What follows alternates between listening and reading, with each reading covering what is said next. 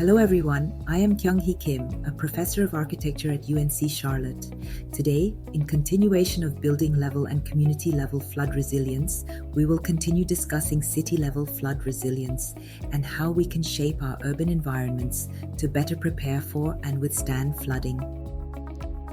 As urbanization and concrete surface areas continue to expand and face more extreme rainfall and rising sea levels, achieving a truly flood-resilient built environment has become a top priority.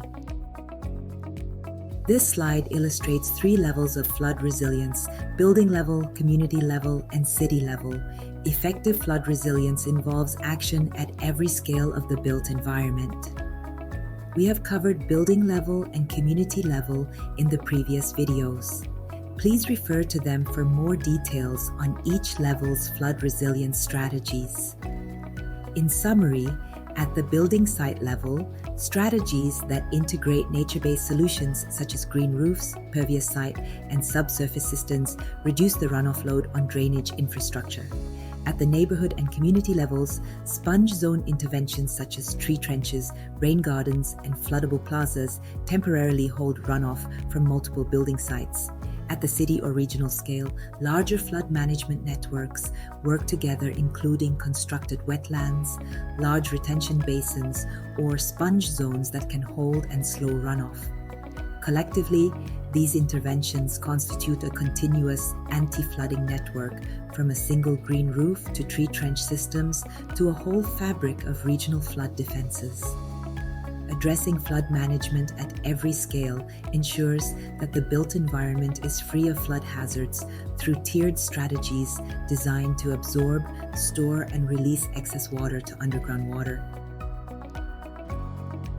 Now let's look at why the city level for flood resilience is important. Rainwater affects a large area, and only a citywide approach and strategic planning can manage water that flows beyond individual property lines.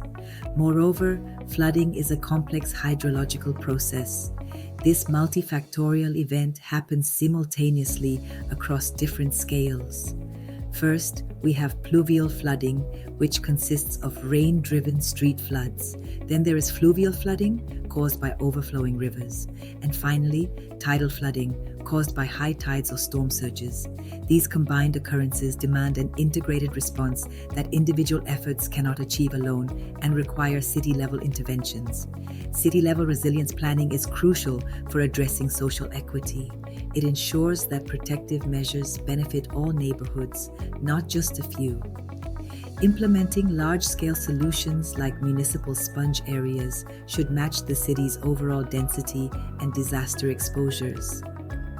At the bottom of the slide, sponge infrastructure across the city can be categorized into surface and subsurface water management. In this approach, the urban area itself acts like a sponge to absorb, store, and gradually release stormwater.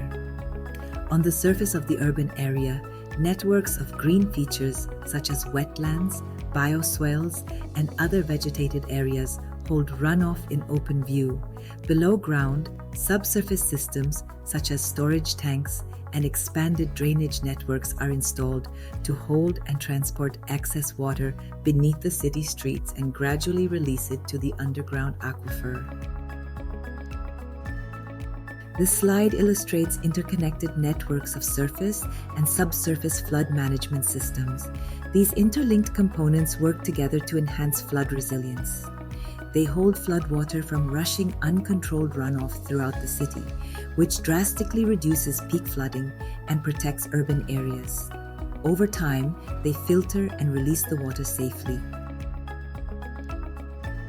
This slide exemplifies 2 strategies for city-level flood management. Surface management systems are shown on the left and subsurface solutions on the right. Cities like Kunshan have woven wetlands into public parks to absorb excess water rather than simply letting it run off. During heavy rains, those ponds fill up with rainwater, holding excess water that would otherwise flood the streets. As the water slowly drains away, the park returns to its normal use. These anti-flood strategies turn potential floods into manageable events and at the same time provide the city with greener public spaces. In Hebi city, honeycomb modular reservoir systems were constructed beneath public plazas to capture stormwater. These kinds of subsurface networks are invisible in daily life, but during storms, they become vital by catching and storing water behind the scenes to prevent surface flooding.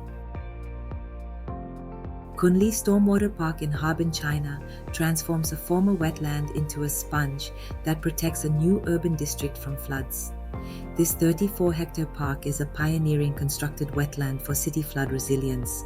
Instead of using massive underground concrete infrastructure, the park's natural wetlands retain a large volume of stormwater, effectively protecting the new development from flooding. The retained rainwater percolates slowly and replenishes underground water while fostering the wetland habitat as a public amenity. This project is an example of harmonizing natural habitat and human interactions. The public trail and elevated walkways at varying heights constantly promote physical experience and visual connection throughout the day and year. It features a ring of retention ponds and vegetated mounds, which together collect, filter, and store stormwater from the surrounding new development area. The project demonstrates multiple benefits: flood control, water filtration, aquifer recharge, biodiversity preservation, and recreation access, all in one design. The success of Qunli Wetland Park serves as a replicable model for global cities pursuing sustainable resilience. Bishan Park is another example of nature-based solutions in the middle of Singapore. It replaced a concrete canal with a natural river and floodplain. Over 63 hectares of parkland were redesigned to accommodate the Kallang River's dynamic floodwater flows. An old 2.7 kilometers long straight concrete drain was transformed into a 3 kilometers meandering river with adjacent wetlands and an open floodplain. This natural enhancement expands the river's storm capacity by about 40% and safely absorbs monsoon rains. It also improves biodiversity by 30% by providing an ecologically rich natural habitat. During intense storms, the sinuous river floods the park's basins instead of city streets, then slowly releases the water downstream. Just a few hours after a downpour, the floodwaters recede and the park's banks are open for play again. Bishan Park offers a new vision for blue-green city infrastructure, addressing the multifunctionality of enhancing flood management, as well as ecological value and urban life in the heart of a dense city.